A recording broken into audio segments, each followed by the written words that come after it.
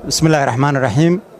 الحمد لله رب العالمين والصلاة والسلام على أشرف المرسلين سيدنا محمد وعلى آله وصحبه وسلم. السلام عليكم ورحمة الله وبركاته. marka hore dhammaan ummadda Soomaaliyeed meel kastoo joogto waxaan leeyahay Ramadaan Kariim.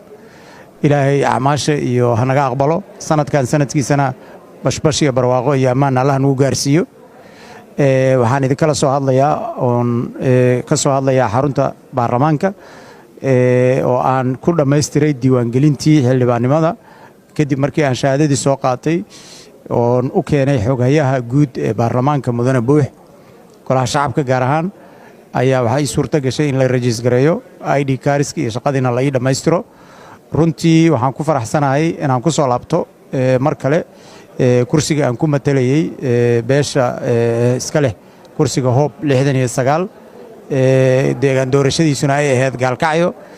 dhammaan aan u mahad celinaya intii soo dooratay, intii ii duceysay, intii soo garab istaagtay waqtigii aan doorashada ku jiray.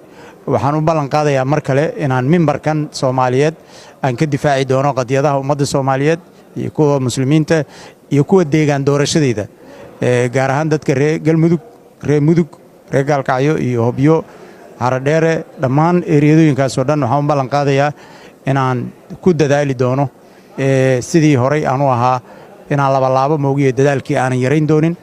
waan ku faraxsanahay in doorashadii oo waqti dheer aad wada xasuustaan halkan mimbarkan aan maanta idin kala hadlayo inay ahayd meeshii aan extensionka ka diiday oon sheegay dalkan inuu doorasho galo xal aan hayn inuusan lahayn inaan maanta mar kale imaado la ii soo igmado teeram kale baarlamaanka 11aad.